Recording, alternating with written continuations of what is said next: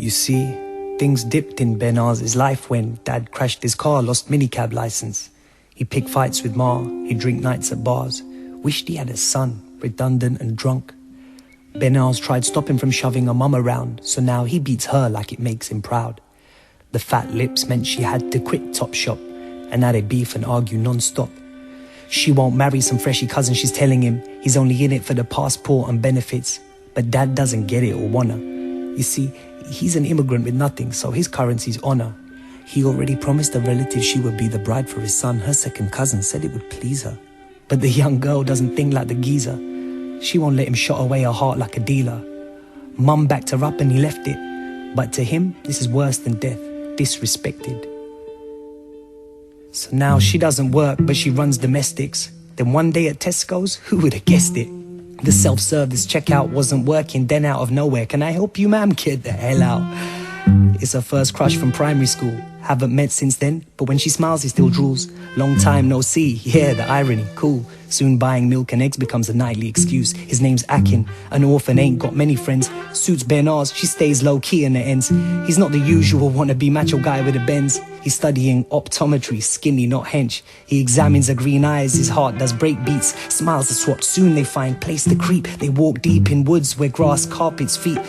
Phone bills grow in the dark, half asleep. It's the real deal, he wanna do it proper. Puts on best suit, knocks on door to ask the old codger. Akin asks her dad and he makes a little speech. But all he gets is a no, like a kick in the teeth. Cause his granddad's from the wrong tribe or village. He's from the wrong subsect of the same religion. It's not our way to pick for yourself like you're the English. Don't ever try to see her again, this is finished. But love's persistent. Benaz and Akin can't resist magnetism. She feels so blue, but he soothes the hurt. Says they can't stop love and calls her his little Smurf. But soon they're seen by boys from the community that go out and fuck white girls with impunity. OG misogyny meets old school hypocrisy. What we do is fine, but our women must live honestly. Word spreads, other people's whispers twisted. This innocent love into sinful kisses. Control your daughter, what an awful family.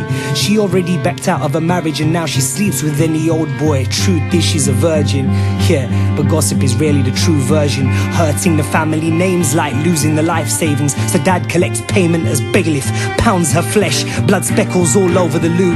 Words can break bones and turn your eyes blue. She zones out, goes numb as he kicks and slaps her. Just listens to them rain down, pitter and patter. The same pitiful rhythm of hypocritical chatter from those that call her horse, slut, bitch and slapper. No matter, she has a special concealer for these mornings. Applies to eyelids while the violent are yawning. Dawn brings a silence, she holds it close. She's a lily in its lake and for now she floats with faith in her heart. She thinks maybe she should just play a part in some imaginary poet's tragic art, but she's not gonna live a half-life. She cleans pus from her hard eye, smiles in the mirror, decides. Her choice, either disobey dad and risk death, or prison jailed in her own home and sit there. She thinks, yes, I'll run away with Akin, sends text. Wears frown as crown, such a pitiful princess. She says, meet me in the forest if you honestly love me. Before dawn comes and the sky's still lovely. Dad beat me up again, I want you to hug me. We gotta run away, bring clothes and money. Cause she knows she's good, she's fed up of should. She puts on a red hood and rides into the woods. If I knew I'd live in shame just to be near you, I would do it all again. I would do it all again. If I knew I'd feel this pain just to be near you, I would do it all again. I would do it all again.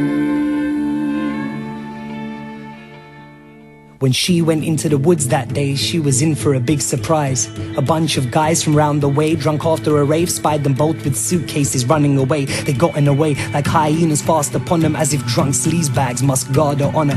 Some of them knew her cousins, so they grasped her properly to the family. What daddy did could pass for horror. She lost use of her right eye, eats through a straw, right leg in a plaster at the hospital ward. Akin sneaks in to visit her with scars on his jaw from where Benaz's cousin's knuckles waged a war. He cries, then he draws a little heart on the plaster, puts a kiss on her eye, tells her now it will heal faster. She said, I told doctors that I happened to fall over. It's funny you call me Smurf, now I'm blue all over.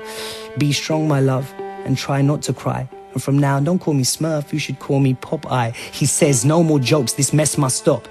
Convinces her she has to get some help from the cops. I've tried twice when they've beaten me. They heard the screams, but Mum says that we don't need police. They turn and leave. But Akin brought a constable with him, so Benaz spills the beans in the hospital, sitting there with the dripping of stitches.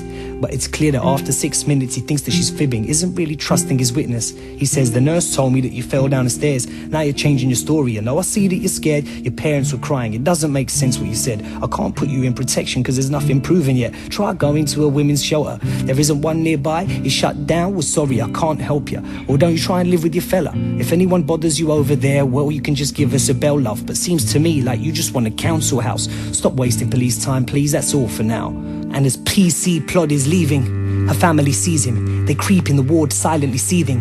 Benaz can't control her breathing, knows it's open season now, but she's too proud to plead with them. Akin asks him to leave. That they even came is hard to believe. Squares up to her father and grits teeth. Uncles and cousin brothers are ready to rough him up, but her mother steps forward, says no, let's discuss it. Come home, Benaz. I fought for you once, and if you really want this man as your husband, then I'll trust him. Her father apologizes, tries touching her, mumbling it's agony for her to move out of the way, but she does it. He says, Akin, what I did is hard to forgive. I understand, but if your heart is as big as she thinks it is, don't make her choose between you and her family. Her mum says, it's your right, but my child, Benaz, don't abandon me. Stranded, she feels primeval attraction. Her genes hanker for family. Sees hope in the old man's defeat. She wonders if her mother might collapse if she leaves. Breathes deep. Says she'll give it a try at least. Akin can't believe it, but he follows her lead. Makes peace, shakes hands, an uncomfortable squeeze. Benaz's one eye swells up in relief. If justice is blind, hope looks with one eye, then leaps. If I knew I'd live in shame just to be near you, I would do it all again.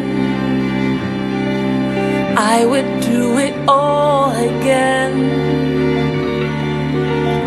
If I knew I'd feel this pain just to be near you,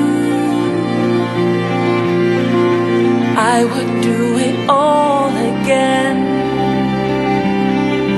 I would do it all again. She waddles through the door on crutches. Rushed in from hospital, they promised her the wedding would come quick. Dad said there's flowers and food to choose, come pick. Her heart throbs, she half hops and half runs in. But something doesn't quite fit. Why are the curtains shut, Ma? And why don't you sit? There's an empty suitcase, but the handles are ripped. White cloth lines the inside, freshly stitched. Akin was told to go wait at the mosque with a ring. She's home alone, feels the walls closing. He said he'd call her when he gets there, but her phone don't ring.